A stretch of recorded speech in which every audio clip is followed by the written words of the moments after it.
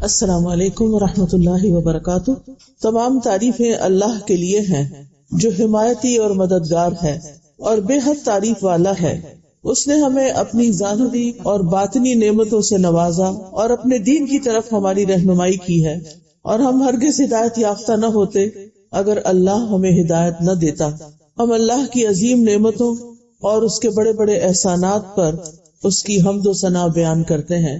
معزز خواتین، آج میں آپ کے ساتھ دلوں کی بیماریوں کے بارے میں چند باتیں کروں گی۔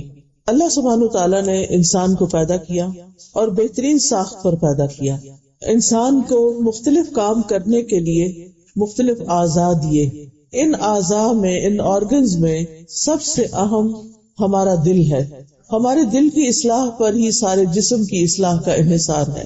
رسول اللہ صلی اللہ علیہ وسلم نے فرمایا، بے شک جسم میں ایک گوشت کا ٹکڑا ہے، جب اس کی اصلاح ہوتی ہے تو تمام جسم کی اصلاح ہو جاتی ہے، اور جب وہ خراب ہوتا ہے تو تمام جسم خراب ہو جاتا ہے۔ سنو، وہ ٹکڑا دل ہے۔ دل ہمارے جسم میں خون پمپ کرنے کا کام کرتا ہے۔ اگر دل خون سپلائی کرنا بند کر دے تو ہماری زندگی باقی نہیں رہ سکتی۔ اسی طرح دل عقل اور سمجھ کا مقام بھی ہے، دل جذبات کا مقام بھی ہے۔ اگر دل صحیح کام کرے، اسپرچولی، انٹلیکچولی، فزیکلی، تو انسان ایک بہترین کامیاب زندگی بسر کر سکتا ہے۔ اور اگر ان آسپیکٹس میں سے دل کسی بھی آسپیکٹ میں بیمار ہو جائے اور صحیح کام نہ کرے تو انسان زندہ ہوتے ہوئے بھی مردوں میں شمار ہوتا ہے۔ یعنی اس شخص کی زندگی میں کوئی خوشی نہیں ہوتی جس کا دل مردہ ہو جائے، جس کے دل میں کوئی خوشی نہ رہے، چاہے اس کے پاس کھانے پینے کی بے شمار نعمتیں ہوں، پہننے اوڑھنے کی، رہنے کی، زندگی گزارنے کی، ہر طرح کے بہترین سامان ہو اس کے پاس، لیکن وہ انسان بہترین طریقے پر زندگی بسر نہیں کر سکتا اگر اس کا دل صحیح کام نہیں کرتا۔ دل ایمان کا مقام بھی ہے، کفر بھی دل میں ہوتا ہے، نفاق بھی دل میں ہوتا ہے، شرک بھی دل میں ہوتا ہے۔ اس کے برعکس تقوی کا مقام بھی دل ہے، اخلاص کا مقام بھی دل ہے، توکل اور انابت کی جگہ بھی دل ہے۔ تو دل بیک وقت بہت سے کام کر رہا ہوتا ہے، اس لیے دل کی صحت بہت ضروری ہے، اور اگر دل بیمار ہو جائے تو انسان صحیح طور پر کام نہیں کر سکتا۔ وحی الہی کا نزول بھی دل پر ہوا۔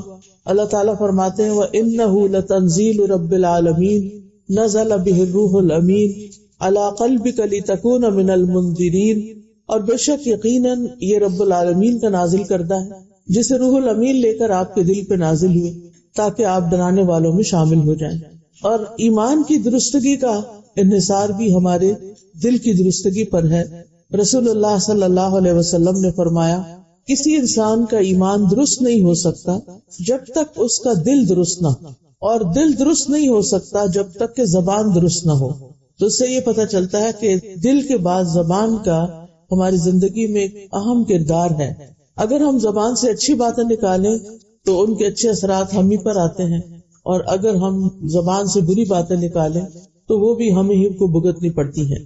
دل ہی کی بنا پر اللہ تعالیٰ نے بندوں کو چنا ہے۔ عبداللہ بن مسعود کہتے ہیں کہ اللہ تعالیٰ نے اپنے بندوں کے دلوں پر نظر فرمائی تو سب سے بہترین دل قلب محمد کو پایا صلی اللہ علیہ وسلم، تو انہیں اپنی رسالت کے لیے منتخب کر لیا۔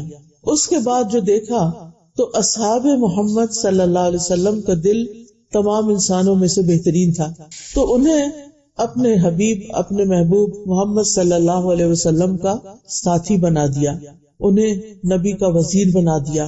اللہ سبحانہ وتعالیٰ بھی نہ ہماری شکل و صورت دیکھتے ہیں، نہ ہمارا مال دیکھتے ہیں، شکل اللہ نے خود بنائی، مال بھی اللہ نے دیا ہے، لیکن وہ ہمارا دل دیکھتے ہیں کہ ہمارے دل میں کس قسم کے خیالات ہیں، وہاں ایمان کا کیا حال ہے، تقوی کا کیا حال ہے، وہاں اطمینان کا کیا حال ہے۔ اور اگر دل بہترین ہو تو اللہ سبحانہ تعالیٰ اس نیت، اس دل کی سوچ، احساس، شوق، محبت، انس، اس کی وجہ سے پھر انسان کو نیکیوں کے بھی بہترین مواقع عطا کرتے ہیں۔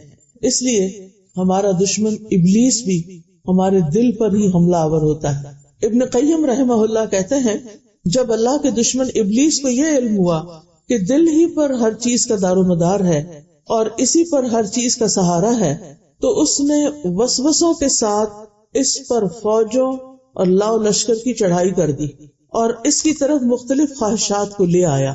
یعنی جتنا ہمارے جسم میں یا ہماری شخصیت کے اندر دل کی اہمیت تھی تو ابلیس نے بھی اسی کو ٹارگٹ کیا. ابلیس ہاتھوں میں نہیں آتا، ابلیس پاؤں میں نہیں آتا، وہ دل میں آتا ہے، دل کو کنٹرول کرتا ہے اور پھر ہاتھ پاؤں سارے اس کے پیچھے لگ جاتے ہیں، وہی کام کرنے لگتے ہیں جیسے پھر انسان کا دل چاہتا ہے. وہ کہتے ہیں کہ اس کے لیے صراط مستقیم سے روکنے والے اقوال اور اعمال مزین کیے. یعنی دل کے اندر چونکہ جذبات بھی ہیں، خیالات بھی ہیں، احساسات بھی ہیں، لہذا ابلیس نے انسان کے لیے ایسے خیالات، ایسے جذبات، ایسے احساسات کو مزین کر دیا، خوبصورت بنا دیا کہ جو انسان کو سیدھے رستے سے روک دے، اور گمراہی کے ایسے اسباب کے ساتھ مدد دی جو توفیق کے اسباب کو کاٹ دیتے ہیں. تو بات یہ ہے کہ اگر دل شیطان کے قبضے میں آ جائے تو پھر انسان کے لیے ہدایت پانا مشکل ہو جاتا ہے، کیونکہ دل ہی نیکی اور بدی کو پہچاننے کا آلہ ہے. اور اگر شیطان اپنے وسوسوں کے ذریعے اس پہچان کو دھندلا کر دے تو پھر انسان کے لیے صحیح رستے کا انتخاب مشکل ہو جاتا ہے. وابسہ کہتے ہیں میں رسول اللہ صلی اللہ علیہ وسلم کے پاس آیا تو آپ نے فرمایا تم نیکی کے بارے میں پوچھنے آئے ہو؟ میں نے کہا جی ہاں. تو آپ نے فرمایا اپنے دل سے پوچھو.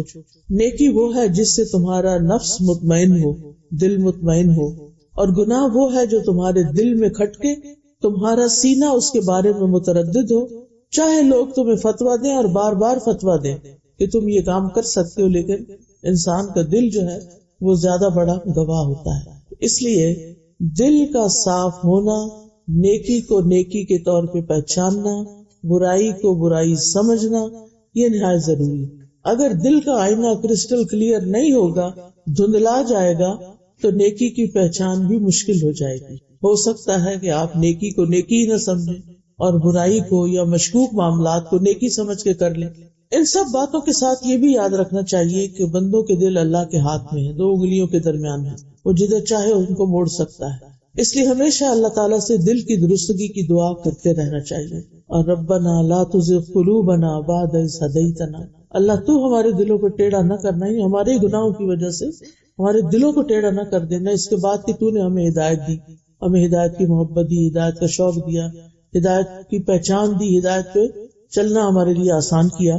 تو اس لیے اللہ سبحانہ تعالیٰ کے ساتھ تعلق قائم کرنا بھی بڑا ضروری ہے اس دل کی اصلاح کے لیے. دل کی ایک خصوصیت اور بھی ہے کہ یہ دل بہت تیزی سے بدلتا رہتا ہے، الٹ پلٹ ہوتا رہتا ہے، اس کے اندر تبدیلی آتی رہتی ہے. لہذا اس کے اندر ثبات قائم کرنا اور استقامت لانا یہ بھی ایک مشکل کاموں میں سے ایک کام ہے کہ کسی چیز پر انسان کا دل ٹھہر جائے، اس کے اندر ایک یقین کی کیفیت پیدا ہو جائے اور انسان بھٹکنے سے بچ جائے. قرآن مجید میں اللہ تعالیٰ نے بندوں کے دلوں کی کچھ اقسام بتائی ہیں. ان میں سے ایک قلب سلیم ہے. یہ وہ دل ہے جس کو اللہ تعالیٰ نے شکوک و شبہات اور شہوات کی بیماریوں سے پاک رکھا ہے. اور اللہ نے ہمیں حکم دیا ہے کہ جب ہم اللہ تعالیٰ کے ساتھ ملاقات کریں تو اس دن ہمارا دل پاک ہونا چاہیے، قلب سلیم ہونا چاہیے، کیونکہ اللہ تعالیٰ کے ہاں کوئی اور چیز فائدہ نہیں دے گی، نہ مال نہ بیٹے جن کے پیچھے ہم بھاگتے رہتے ہیں. یوم لا ينفع مال ولا بنون الا من اتى الله بقلب سلیم، جس دن مال اور بیٹے کام نہیں آئیں گے مگر جو اللہ کے پاس سلامت دل کے ساتھ آیا، یعنی جو سلامت دل لے کر آیا وہ فائدے میں رہے گا. اس لیے ہمیں اپنی زندگی میں اپنے دل کے بارے میں سب سے زیادہ فکر مند ہونا چاہیے کہ اس کی سٹیٹ یا اس کی حالت کیا ہے، کیونکہ موت کے وقت دل کی جو کیفیت ہوگی اسی کے ساتھ انسان کو فوت کر لیا جائے گا، پھر وہ تبدیل نہیں ہوگی، پھر وہ قبر میں بھی اور حشر میں بھی اور دنیا کے بعد آخرت میں بھی اسی طرح رہے گا. اس لیے بہت ضروری ہے کہ ہم اپنے دل کو یعنی قلب کو قلب سلیم بنائیں. اللہ سبحانہ تعالیٰ نے ابراہیم علیہ السلام کی صفت بیان کی ہے اور اس میں فرمایا ہے کہ اذ جاء ربہ بقلب سلیم، جب وہ اپنے رب کے پاس سلامت دل کے ساتھ آیا. تو قلب سلیم کون سا دل ہوتا ہے جس کو ابراہیم علیہ السلام کی صفت بتائی گئی؟ وہ اللہ سے ڈرنے والا ہوتا ہے، لیکن صرف ڈر نہیں ہوتا، اس میں اللہ سے محبت بھی ہوتی ہے. اس محبت کی وجہ سے اس انسان کو ہر اس چیز سے محبت ہو جاتی ہے جس سے اللہ تعالیٰ محبت کرتا ہے، یعنی نیکی کے کاموں میں رغبت ہونے لگتی ہے اور گناہوں سے انسان بچنا شروع کر دیتا ہے۔ پھر اسی طرح قلب سلیم حسد، بغض، کینے وغیرہ سے بھی پاک ہوتا ہے۔ یہ دل مخلوق سے محبت کرتا ہے، اپنی ذات پر دوسروں کو ترجیح دینے والا ہے، معاف کرنا اس کے لیے بہت آسان ہوتا ہے اور کثرت سے اللہ کو یاد کرتا ہے۔ کہیں پر بھی ہو وہ اپنے رب کو نہیں بھولتا۔ یہ نشانیاں ہیں، یہ علامات ہیں قلب سلیم کی۔ تو پہلا دل کون سا ہو گیا؟ قلب سلیم، سلامت دل۔ کس کس چیز سے سلامت؟ حسد، بغض، کینہ سے، جی ہاں، شکوک و شبہات سے، شہوات سے، شرک سے، نفاق سے۔ اور قلب سلیم کی جو خوبیاں ہیں اور صفات ہیں کہ وہ دل اللہ سے ڈرنے والا ہوتا ہے، اللہ کا ڈر ہوتا ہے اس دل میں، اور وہ ہر وقت یہ دیکھتا ہے، یہ چاہتا ہے کہ میرا رب مجھ سے کیا چاہتا ہے، مجھے اپنی زندگی کو اس کے مطابق موڑنا ہے۔ کیونکہ دل کی بہت سی خواہشات ہوتی ہیں، دل کے اندر دنیا کے نقصان کا بھی خوف ہوتا ہے۔ تو ہمیں اللہ سے ملاقات سے پہلے اپنے دل کو قلب سلیم بنانا ہے، کیونکہ اس دن مال اور بیٹے کام نہیں آئیں گے بلکہ قلب سلیم ہی کام آئے گا۔ دوسرا دل جس کا ذکر قرآن مجید میں کیا گیا ہے وہ بیمار دل ہے۔ بیمار، ایک انسان پرفیکٹلی ہیلدی ہو سکتا ہے فزیکلی، لیکن اس کا دل بیمار ہو سکتا ہے۔ اس کے بارے میں اللہ سبحانہ وتعالیٰ نے خبر دی ہے قرآن مجید میں، فی قلوبہم مرض فزادہم اللہ مرضا، ان کے دلوں میں بیماری ہے اور اللہ نے ان کی بیماری کو اور بڑھا دیا ہے۔ اس سے یہ پتہ چلتا ہے کہ دل بیمار بھی ہوتا ہے، اور اگر دل کا علاج نہ کیا جائے تو بیماری بڑھتی بھی جاتی ہے اور بالآخر دل مردہ ہو جاتا ہے، مر جاتا ہے، سخت ہو جاتا ہے، دل میں نجاست بھر جاتی ہے۔ تو تیسرا دل پھر آٹومیٹیکلی کون سا ہوا؟ مردہ دل۔ ایک ہے قلب سلیم، صحت مند دل، سلامت دل، دوسرا ہے بیمار دل، اور تیسرا ہے مردہ دل۔ مردہ دل جو ہے یہ کافر کا دل ہوتا ہے، جس پر لیئرز چڑھ جاتی ہیں کفر کی، شکوک و شبہات کی، اندھیروں کی۔ جیسے قرآن مجید میں آتا وَقَوْلِهِمْ قُلُوبُنَا غُلْفٌ، بنی اسرائیل اسلام کیوں نہیں قبول انہوں نے کیا تھا، پروفٹ کو کیوں نہیں مانا تھا جبکہ اتنے واضح دلائل تھے؟ دل مردہ تھا، دل نے نہیں مانا، تو اللہ تعالیٰ نے ان کے گناہوں کی وجہ سے ان کے دلوں پر مہر لگا دی تھی کہ اب یہ ایمان نہیں لائیں گے۔ اور ایسے ہی دلوں کو سنگ دل بھی کہا گیا ہے، سخت دل، پتھر دل، کیونکہ پتھر میں جان نہیں ہوتی نا۔ ثم قست قلوبکم من بعد ذلک فہی کالحجارۃ او اشد قسوہ، پھر اس کے بعد تمہارے دل بہت سخت ہو گئے، پتھروں کی طرح یا اس سے بھی زیادہ سخت، کہ جس پر نہ کسی کا رونا دھونا اثر کرتا ہے، نہ کسی کی محبت اثر کرتی ہے، نہ کسی کا سمجھانا اثر کرتا ہے۔ وہ انسان ایسا ہوتا ہے جیسے بالکل بلیک ہو، نہ وہ روتا ہے، نہ وہ ہنستا ہے، نہ اس کو کسی کا کوئی احساس ہوتا ہے۔ تو یاد رکھیے دل بیمار بھی ہوتا ہے اور دل کو شفا بھی ملتی ہے، دل سخت بھی ہوتا ہے، بگڑ بھی جاتا ہے اور اس کو موت بھی آتی ہے، کبھی کسی حالت میں منتقل ہو جاتا ہے، بدلتا رہتا ہے، کبھی کسی حالت میں منتقل ہو جاتا ہے۔ اور یہ حالات جسمانی زندگی، جسمانی موت، جسمانی بیماری اور جسمانی شفا سے بڑھ کر ہیں۔ دل کی بیماریوں میں سے کچھ چیزیں جو اس کو تکلیف دیتی ہیں وہ غصہ ہے، غم ہے، اور اس سے ملتی جلتی چیزیں جو اس کو لوگوں کی طرف سے فیس کرنی پڑتی ہیں۔ پھر دل کے کچھ ایسے عوارض ہیں، ایسے بیماریاں ہیں دل کی جو انسان کو فتنوں میں ڈال دیتی ہیں، یعنی انسان فتنوں کا شکار ہو جاتا ہے۔ تو یاد رکھیے کہ دل کا مرض جو ہے وہ جسمانی امراض سے زیادہ خطرناک ہے۔ دل کا بیمار ہونا کس سے زیادہ خطرناک ہے؟ جسمانی بیماریوں سے، کیونکہ جسمانی بیماریوں کا اثر جسم پر لوکلی ہوتا ہے۔ آپ کے جسم میں درد ہے کسی جگہ تو وہ لوکلی ایک جگہ پر درد ہے، آپ کے ہاتھ سن ہو گیا تو آپ کا ہاتھ سن ہے، پاؤں میں درد ہے تو پاؤں میں درد ہے۔ لیکن جب دل بیمار ہوتا ہے تو پورے جسم کو کنٹرول میں لے لیتا ہے، یہ بہت بڑا فرق ہے۔ جسمانی بیماریاں موت کے بعد ختم ہو جاتی ہیں، وہ باقی نہیں رہتی۔ بیمار دل کے امراض موت کے بعد بھی جاری رہتے ہیں، یعنی اگر کوئی شخص بیمار دل لے کے مر جائے تو اس کا دل ہمیشہ کے لیے بیمار ہی رہتا ہے۔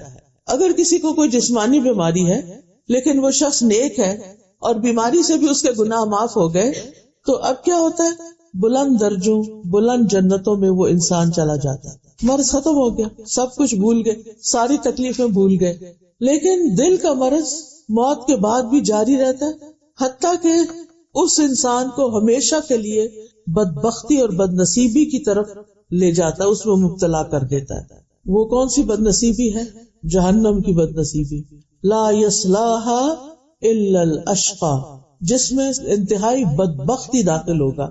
اور وہ انسان کی بدبختی اس لحاظ سے بھی ہے کہ انسان تکلیفیں اٹھانے کے ساتھ ساتھ بالکل اکیلا ہوگا، نہ وہ کسی کی سنے گا نہ اس کو کوئی سنا سکے گا، وہ کسی کی سن ہی نہیں پائے گا، اتنی تکلیف میں ہوگا۔ تو اس لیے بہت ضروری ہے کہ ہم دلوں کا علاج کرتے رہیں، دلوں کی بیماریوں کو آئیڈینٹیفائی کرتے رہیں اور ان کا علاج سوچیں۔ ابن قیم کہتے ہیں کہ دلوں کی بیماریوں کی دو بڑی اقسام ہیں، ایک ہے مرض الشبہات، شکوک و شبہات کی بیماری، اور دوسرے ہے مرض الشہوات، خواہشات کی بیماری۔ ہاں تک شکوک و شبہات کی بیماری کا تعلق ہے تو اس میں نفاق آتا ہے۔ نفاق کیا ہوتا ہے؟ خیر ظاہر کرنا، شر کو چھپانا، کفر چھپا جانا، ایمان ظاہر کرنا بظاہر۔ تو یہ بھی نفاق اکبر بھی ہوتا ہے، نفاق اصغر بھی ہوتا ہے۔ نفاق اصغر جو ہے وہ اخلاق میں نفاق ہے، اور ایسا انسان اپنے نفاق کے لیے منافقین کے اخلاق کو اختیار کرتا ہے، یعنی اخلاق یا ظاہری اس کی صفات پھر منافقین جیسی ہو جاتی ہے۔ تو سب سے پہلی بیماری جو دلوں کو لاحق ہوتی ہے، جس سے خرابی شروع ہوتی ہے اور پھر وہ پھیلتی چلی جاتی ہے، وہ ہے شک و شبہ کی بیماری، شکوک و شبہات کی بیماری۔ کس چیز میں شک؟ اللہ تعالیٰ کی وجود میں شک، وحدانیت تو بعد میں آتی ہے، وجود پہلے آتا ہے۔ وجود میں شک، کیا آج ایسے لوگ ہیں جو اللہ کے وجود میں شک کرتے، اللہ کی ذات میں شک کرتے؟ وہ کیا کہتے ہیں؟ ہاں کہ کوئی گاڈ ایگزسٹ ہی نہیں کرتا، اور یہ ان کا صرف شک ہی نہیں بلکہ وہ آگے یقین پہ چلا گیا۔ جی ہاں، یعنی اگر وہ مانتے نہیں ہیں، ہر اس چیز کو صرف مانتے ہیں جس کا وجود یعنی جو حواس خمسہ سے محسوس کی جا سکتی ہو، اس کے بیونڈ نہیں۔ تو شکوک و شبہات میں انسان اللہ کی ذات پہ شک کرتا ہے، قرآن کی آمد پہ شک کرتا ہے، فرشتوں کو نہیں مانتا، نبی صلی اللہ علیہ وسلم پہ شک۔ تو ہر ایک کا ایک لیول ہے، کوئی تو سرے سے ہی شک میں ہے کہ اللہ ہے ہی نہیں، کوئی مانتے ہیں لیکن وہ کہتے ہیں کہ اللہ تعالیٰ کو اتنی ضرورت نہیں تھی کہ بندوں کو چھوٹی چھوٹی چھوٹی باتیں بتائیں۔ تو یہ وحی وغیرہ کا کوئی سلسلہ نہیں ہے۔ ان میں سے کچھ قرآن کو پھر بھی مان لیتے ہیں لیکن سنت کو نہیں مانتے۔ کس میں ہے نا لوگوں کی شکوک و شبہات کی، ان کے ذہنوں میں خلل ہے، شیطان نے وسوسے ڈال دیے ہیں۔ یاد رکھیے جیسے شروع میں نے بتایا تھا نا کہ ہر بیماری کی جڑ جو ہے نا وہ شیطان ہے پیچھے، کہ وہ انسان کو وسوسے ڈالتا ہے، لہٰذا انسان ان وسوسوں کے مطابق پھر بعض اوقات ایکٹ کرنے لگتا ہے، کیونکہ جو چیز بار بار آپ کے دل میں آ رہی ہے، جیسے سوئسائڈ ہے، کیوں سوئسائڈ کر لیتے ہیں لوگ؟ کیونکہ ان کے دل میں بار بار خیال آ رہا ہوتا ہے۔ تو شیطان بھی ایک دفعہ نہیں آتا۔ الخناس الذی یوسوس فی صدور الناس، خناس کس کو کہتے ہیں؟ جو بار بار آتا ہے، پلٹ پلٹ کے آتا ہے، یعنی آپ ادھر سے نکلنے لگتے ہیں وسوسے سے یا اس کی پھیلائی ہوئی نجاست سے، وہ دوبارہ آ جاتا ہے، کسی اور رنگ میں آ جاتا ہے، انسان کو اس سے باہر نہیں نکلنے دیتا۔ تو شک میں کبھی اللہ کے وجود میں، کبھی اللہ کے کلام میں، کبھی اللہ کے نبی میں، کبھی اللہ تعالیٰ کی دی ہوئی بھیجی ہوئی قیامت تک کی تعلیمات میں، یہ ساری چیزیں انسان کے اندر آنے لگتی ہیں اور انسان ایک عجب کشمکش کا شکار ہو جاتا ہے۔ پھر آپ دیکھیے دل جب بگڑتا ہے اور دل بیمار ہوتا ہے تو اس میں اس کے اندر یہ صلاحیت نہیں رہتی کہ وہ چیزوں کو ان کی حقیقت پر دیکھ سکے۔ چیز کچھ ہوتی ہے، وہ اس کو کچھ اور نظر آ رہی ہوتی ہے، یعنی اللہ تعالیٰ کی بنائی ہوئی چیزیں جس کام کے لیے ہوتی ہیں وہ اس کام میں نہیں ان کو لاتا بلکہ ان کو کسی اور کام میں لگا دیتا ہے۔ دنیا کے بارے میں انسان کے اندر فساد پیدا کرتا ہے، چیزوں کو ان کی حقیقت پر نہ دکھا کر، اور پھر اس کے ساتھ ساتھ آخرت کے بارے میں، یعنی دلوں کے امراض میں سے ایک اہم مرض فساد تصور ہے، تصور کا فساد، امیجنیشن کا فساد، کہ ہر چیز کو الٹا امیجن کر لینا، الٹا سوچنا، صحیح نہ سوچنا، صرف دنیا کی فکر ہونا، ساری قوتیں دنیا میں لگا دینا، اور پھر اسی طرح حق کو باطل دیکھنا اور باطل کو حق دیکھنا بھی دل کی بیماری ہے۔ اسی لیے ہم دعا کرتے ہیں نا، اللہم ارنا الحق حقا وارزقنا اتباعہ وارنا الباطل باطلا وارزقنا اجتنابہ۔ اللہ ہمیں حق کو حق دکھا اور اس کا اتباع کرنے کی توفیق دے، اس کی پیروی کر سکوں، اور باطل کو باطل دکھا اور مجھے اس کی پیروی سے بچا۔ اور اس کے آگے بھی ہے دعا وَلَا تَجْعَلْهُ مُلْتَبِسًا عَلَيْنَا فَنَضِلَّ، اے اللہ باطل کو ہم پر مشتبہ اور غلط یا خلط ملط کر کے نہ دکھا کہ ہم گمراہ ہو جائیں، یعنی ضرور حق سے فائدہ اٹھاتے رہے۔ جب دل میں شکوک و شبہات کی بیماری پیدا ہوتی ہے تو انسان اللہ سبحانہ و تعالیٰ کے بارے میں بدظن ہو جاتا ہے۔ اگر کبھی اللہ تعالیٰ کے بارے میں ایسا خیال گھر بنا جائے دل میں اور بار بار آئے تو انسان کو کیا سوچنا چاہیے؟ جی ہاں، تو تقدیر کے فیصلوں کو انسان قبول نہیں کرتا، اللہ سے ناراض ہوتا ہے، یہ بیمار دل کی علامت ہوتی ہے۔ اللہ کے رسول کے بارے میں بدگمانی، اللہ کے اولیاء کے بارے میں بدگمانی۔ اسی طرح بیمار دل کی وجہ سے انسان ریاکار ہو جاتا ہے، اللہ سبحانہ و تعالیٰ سے ریوارڈ چاہنے کی بجائے بندوں سے مانگتا ہے، بندوں کو دکھا دکھا کے عمل کرتا ہے، بندوں کا اپروول چاہتا ہے۔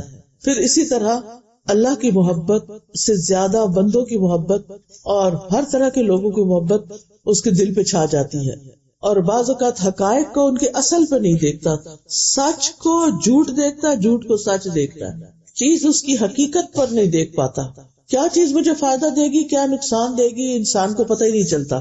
یہ بیمار دل کی علامت ہے۔ پھر جب دل بیمار ہوتا ہے تو دوسری بڑی بیماری، یعنی ایک لگی شکوک و شبہات کی، ان شکوک و شبہات کی وجہ سے اور بہت سی خرابیاں پیدا ہو گئی، اور دوسری ہے خواہشات کی بیماری، شہوات کی۔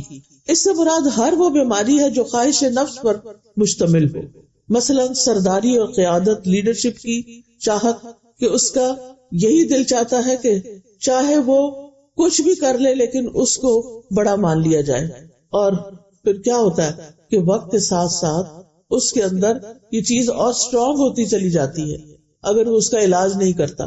پھر شہرت کی محبت پڑ جاتی ہے کہ اتنے لوگوں میں میں مشہور ہو جاؤں، پھر دنیا کی محبت میں گرفتار ہو جاتا ہے انسان۔ تو خواہشات ہر وہ چیز جو انسان کے دل میں جگہ بنا لے اور انسان چاہے کہ وہ اس کے پاس ہو۔ تو اب دیکھیے کہ جب انسان خواہشات میں مبتلا ہوتا ہے تو پھر اللہ تعالیٰ سے بہت دور ہو جاتا ہے، کیونکہ بیمار دل ہوتا ہے اور اس میں کئی طرح کے فتنے جنم لیتے ہیں، جیسے عورتوں کا فتنہ۔ جب انسان کے دل میں عورت کی خواہش پیدا ہو جاتی کسی مرد کے دل میں تو وہ ہر طریقہ اختیار کرتا ہے اس تک رسائی حاصل کرنے کا، اور پھر کسی بھی شرعی حد کے پاس رکے بغیر وہ صرف اور صرف اپنی خواہش کو پورا کرنا چاہتا ہے۔ پھر اسی طرح محبت کا فتنہ، اور اس میں انسان اللہ سے بڑھ کے دوسروں کو محبت دینے لگتا ہے، اللہ سے بڑھ کر اوروں کو چاہتا ہے۔ ابن تیمیہ کہتے ہیں کہ عشق ایک نفسیاتی بیماری ہے، اور اگر یہ شدت اختیار کر جائے تو اس سے جسم بھی متاثر ہوتا ہے اور یہ ایک جسمانی بیماری بھی بن جاتی ہے، یا تو وہ دماغی بیماریوں کی شکل اختیار کر لیتی ہے جن کے بارے میں کہا جاتا ہے کہ وہ وسوسوں کی وجہ سے جنم لیتی ہیں، یا پھر وہ جسمانی بیماری بن جاتی ہے جیسے کہ کمزوری، دبلا پن اور اسی طرح کے مسائل۔ پھر تکبر کی شہوت، یہ خواہش دل میں ہونا کہ میں سب سے بڑا بن جاؤں، میرا نام سب سے آگے ہو، لوگ مجھے بہت اچھا سمجھیں۔ تو تکبر ہے کیا؟ تکبر لوگوں کو حقیر سمجھنا اور اس کے ساتھ ساتھ حق کا انکار کرنا۔ پھر آپ دیکھیے کہ حسد کی شہوت، اور لوگوں کے پاس جو ہے اس کی خواہش کہ جو اس کے پاس ہے وہ مجھے مل جائے اور اس سے ہٹ جائے، اس سے چلا جائے، اور یہ ایمان کے منافی چیزیں ہیں۔ پھر اسی طرح ظلم و ستم کی شہوت بھی ہوتی ہے انسان کے اندر کہ وہ چاہتا ہے کہ دوسروں کو برا بھلا کہے، گالیاں دے، غیبت کرے، چغل خوری کرے، فساد ڈلوائے اور لوگوں کے مالوں کو لوٹتا جائے وہ پیچھے پیچھے۔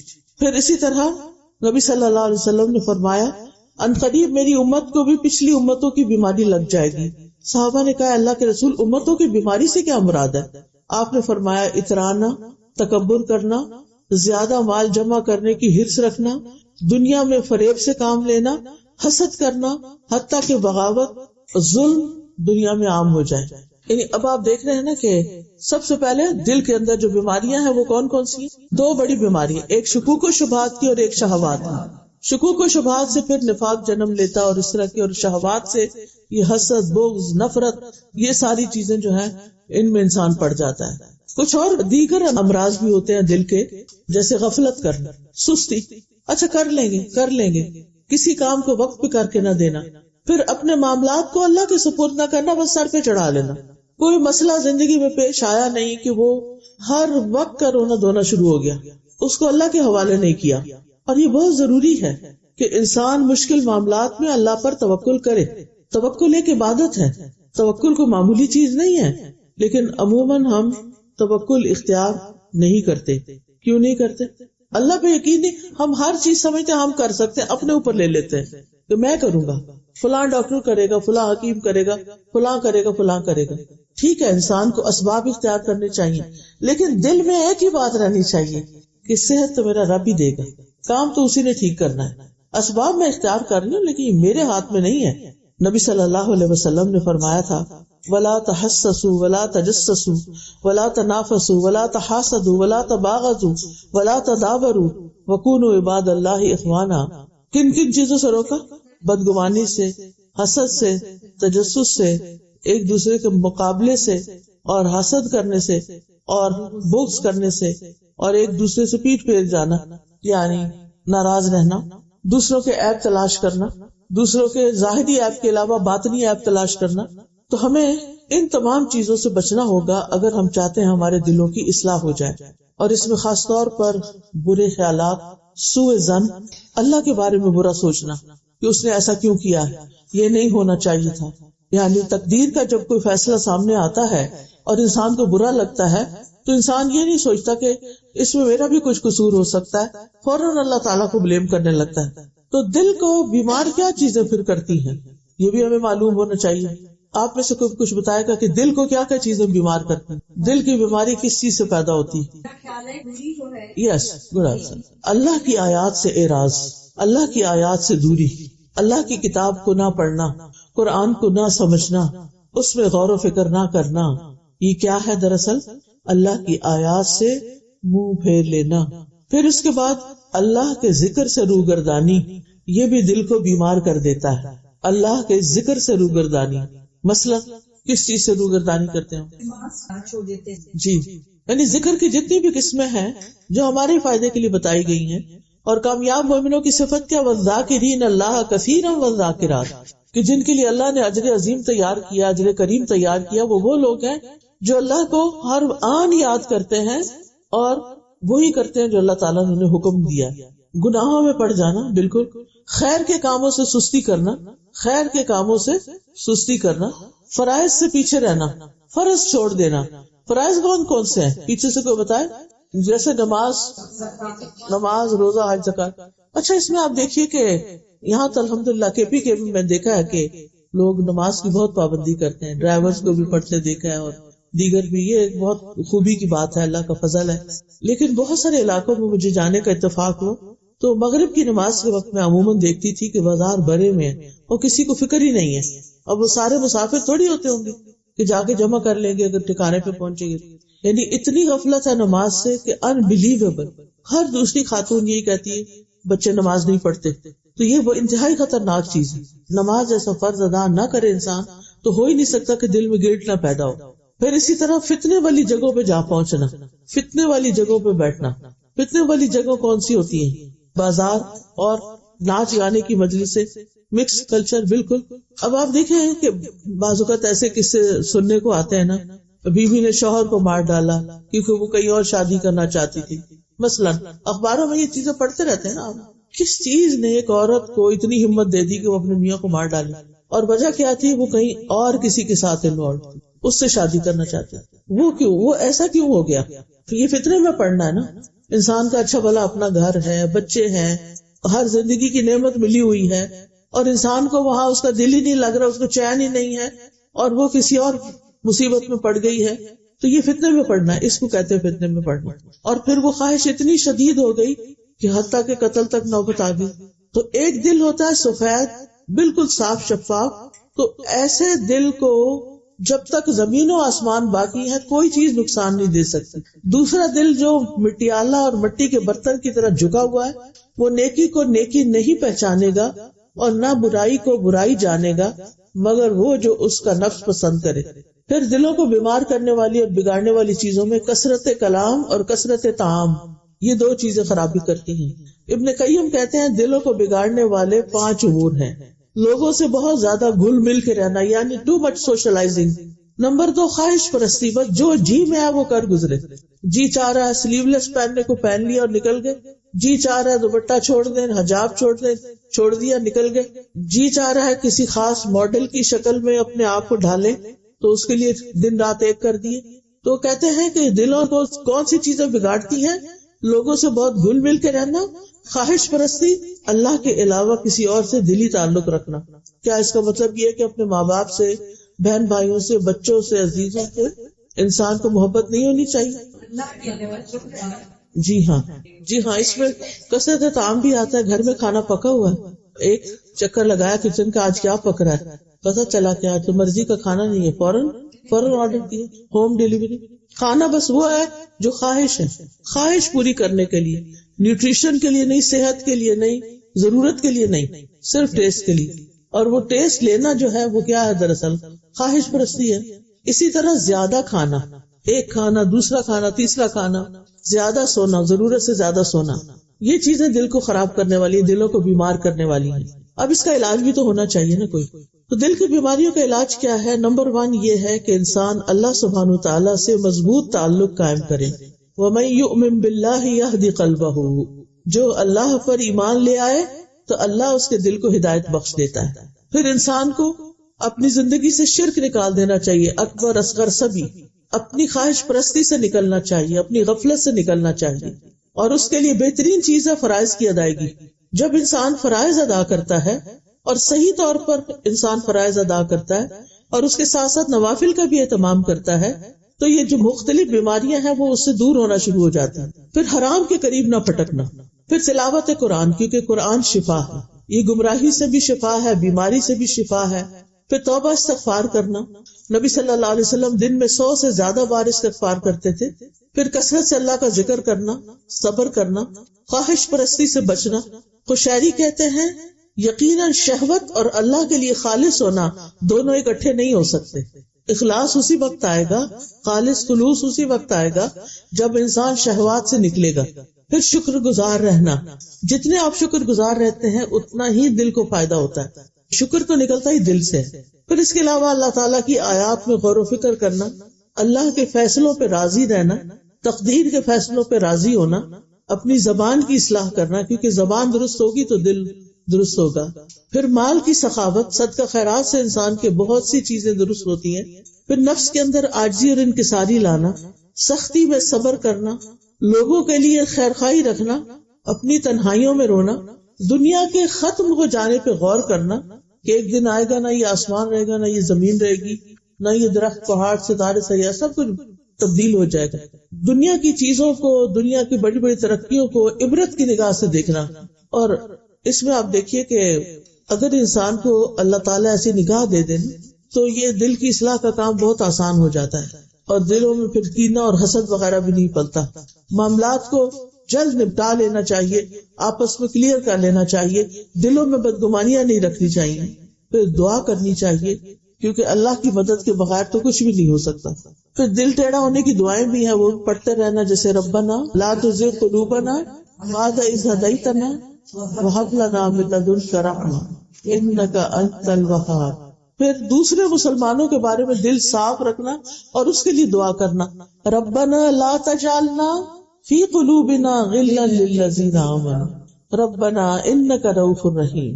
اے ہمارے رب، ہمارے دلوں میں کوئی کدورت نہ رہنے دے. اے ہمارے رب، تو بڑا ہی شفقت کرنے والا، بڑا ہی مہربان ہے.